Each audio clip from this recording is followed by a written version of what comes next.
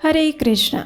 गर्ग संहिता में कहा गया है, 10 वर्ष सहस्राणि तपस्तप्यति यो नरः तत्तुल्यं फलम् आपनोति द्वादशी व्रतकुन्नरः। अर्थात जो मनुष्य 10,000 वर्षों तक तपस्या करता है उसके समान ही फल वह मनुष्य भी पा सकता है जो शुद्ध भाव से एकादशी व्रत का पालन करता है। इसके उपरांत इसी ग्रंथ में ये भी कहा गया है, अश्वमेघ सहस्राणि राजसूय शतानि च एकादशी उपवासस्य कलां नार्हन्ति षोडशीम्। 10 वै मातृके पक्षे तथा वै 10 पैतृके प्रियाया 10 पक्षे तु पुरुषान् उद्धरे नरः। अर्थात सहस्त्र अश्वमेघ और सैकड़ों राजसूय यज्ञ भी एकादशी के उपवास की 16वीं कला के बराबर नहीं हो सकते। शुद्ध भक्ति पूर्वक एकादशी का व्रत करने वाला मनुष्य मातृकुल की 10, पितृकुल की 10 और पत्नी के कुल की 10 पीढ़ियों का उद्धार कर देता है।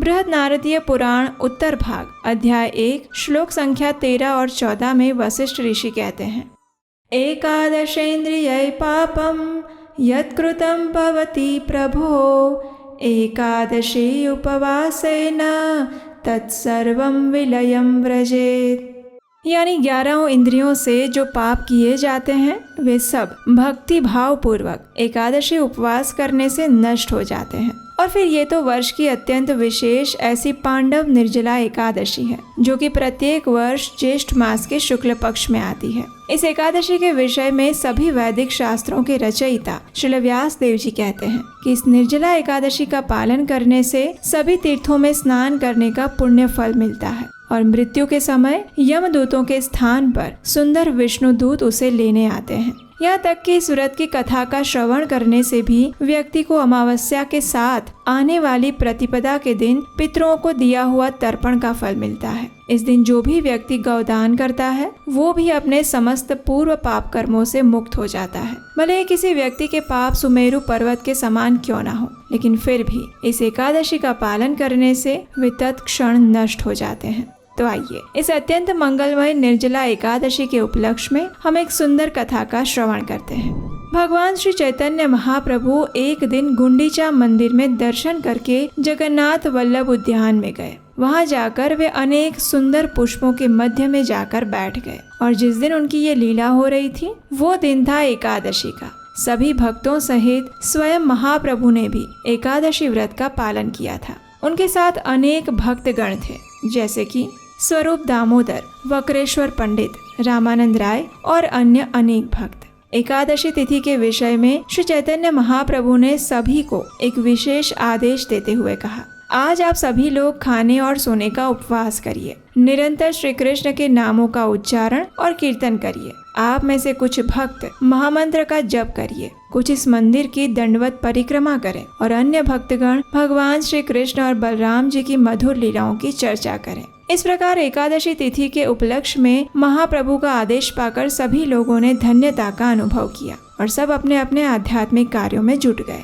अब ऐसे में अचानक क्या हुआ कि कहीं से श्री गोपीनाथ आचार्य और सार्वभौम भट्टाचार्य गुंडीचा मंदिर से सीधे जगन्नाथ वल्लभ उद्यान में उसी स्थान पर आ पहुँचे। लेकिन वे अकेले नहीं थे, उनके साथ आज महाप्रसाद का खजाना था। ऐसा लग रहा था मानो वे दोनों महाप्रसाद से ही लदे हुए थे और अब महाप्रभु की एक मनोहर लीला होने वाली थी। श्री गोपीनाथ आचार्य और सार्वभौम भट्टाचार्य ने पके हुए चावलों का प्रसाद, विभिन्न प्रकार की सब्जियां, पीठा, पाना, खीर, छेना और दही के बड़े बड़े मटकों में भरे जगन्नाथ महाप्रसाद को श्री चैतन्य महाप्रभु के सामने लाकर रख दिया। सबको लग रहा था कि अब ये तो महाप्रसाद है तो महाप्रभु इसका स्वीकार अवश्य करेंगे और वो भी इसी क्षण करेंगे।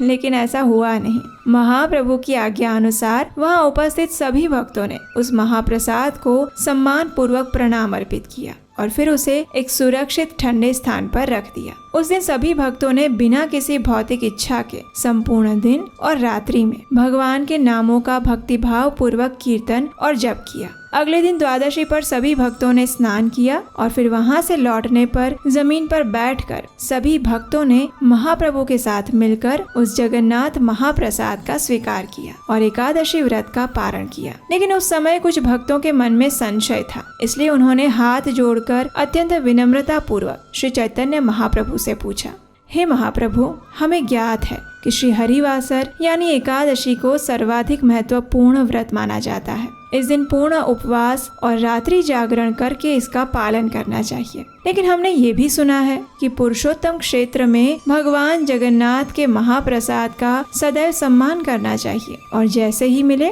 उसी समय उसे ग्रहण करना चाहिए। तो वैसे में एकादशी के दिन इस महाप्रसाद का सम्मान कैसे किया जाए और कैसे इस महाप्रसाद के अपराध से बचा जाए? कृपया आप हमारे संशय को दूर करें।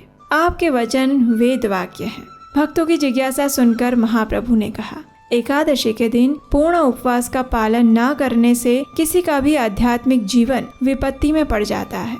एकादशी के दिन महाप्रसाद को आदर पूर्वक सम्मान दो, उसे प्रणाम करो और अगले दिन प्रसाद पा लो। इस प्रकार इस महाप्रसाद का अनादर भी नहीं होगा और एकादशी व्रत का पालन भी होगा। किसी भी व्यक्ति को एकादशी के दिन किसी भी प्रकार का स्वाद नहीं लेना चाहिए, चाहे वो शारीरिक हो या जीव का हो। उस दिन सांसारिक विषयों पर चर्चा भी नहीं करनी चाहिए। एक वैष्णव का कर्तव्य है कि वह प्रतिदिन सिर्फ भगवान को अर्पित प्रसाद का ही स्वीकार करे, लेकिन एकादशी के दिन उसे संपूर्ण उपवास रखना चाहिए और अगले दिन ही महाप्रसाद को ग्रहण करना चाहिए। अगर किसी को एकादशी के दिन भोजन लेना भी पड़ रहा है तो वह मात्र फलों, दूध और मूल से युक्त प्रसाद का स्वीकार करें। जो लोग वैष्णव नहीं हैं, वे एकादशी के दिन भी बिना किसी नियंत्रण के पेट भरकर खाते हैं और फिर महाप्रसाद को सम्मान देने का बहाना बताते हैं। वास्तव में वे ऐसा करके पाप का भोग बनते हैं और ऐसे अभक्तों के संग से दूर रहो और एकादशी व्रत का उचित रीति से पालन करने के लिए निरंतर पवित्र नामों का जप और कीर्तन करते रहो। जब सभी भक्तों ने श्री चैतन्य महाप्रभु के मुख से इस दिव्य उपदेश को सुना तो वे सब आनंद से अभिभूत हो गए। वे सभी एक साथ गोविंद गोविंद का उच्चारण करने लगे और फिर सभी ने साथ मिलकर हरि नाम का कीर्तन किया।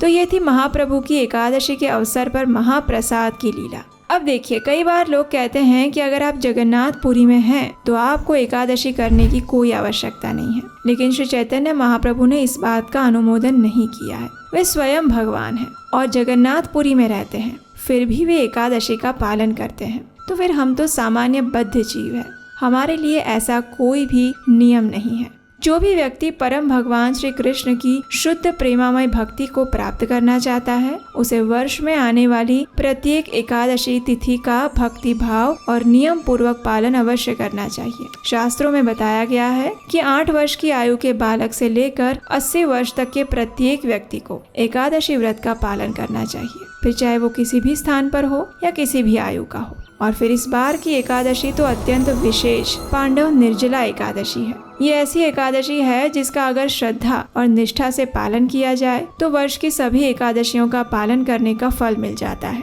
तो इसलिए ध्यान से हमें प्रयास करना चाहिए कि इस विशेष निर्जला एकादशी का पालन भी विशेष तैयारियों के साथ किया जाए। इस दिन व्रत पालन की विधि क्या है वो हमने पिछले वीडियो में बताया है। और अभी गर्मी का समय है, ऐसे में बिना जल के उपवास कैसे रखना चाहिए, किन किन चीजों का ध्यान रखना चाहिए, इसके ऊपर कुछ प्रैक्टिकल टिप्स देते हुए दिनचर्या का वीडियो भी हमने बनाया है, वो भी आप देख सकते हैं। और जैसे कि हमने पिछली कथा में भी आपसे अनुरोध किया था कि इस बार हम एक विशेष कृष्णायन प्रोजेक्ट लेकर आ रहे हैं, जो कि भगवान श्री कृष्ण की बाल लीलाओं पर आधारित एनिमेशन स्टोरीज हैं। ये आपके और आपके बच्चों के लिए एक अनुपम उपहार साबित होने वाली है। भगवान की बाल लीलाएं तो आपने कई देखी और सुनी होगी, लेकिन ये हमने सीधे श्रीमद् भागवतम पुराण से यथारूप में ली है, बिना किसी मिलावट, जिसे आप अपने बच्चों को बिना किसी भय के दिखा सकते हैं और उन्हें अपने वैदिक संस्कृति से परिचित करवा सकते हैं।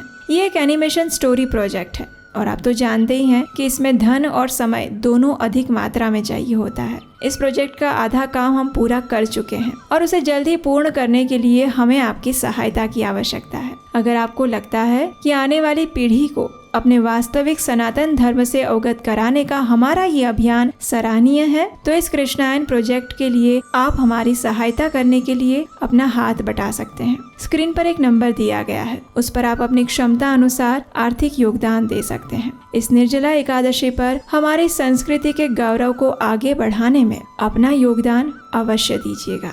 तो आइए इस परम पवित्र निर्जला एकादशी पर परम भगवान श्री कृष्ण के चरण कमलों में अपने मन और चेतना को समर्पित करते हैं और आध्यात्मिक जीवन में परम गंतव्य की ओर अग्रसर होते हैं।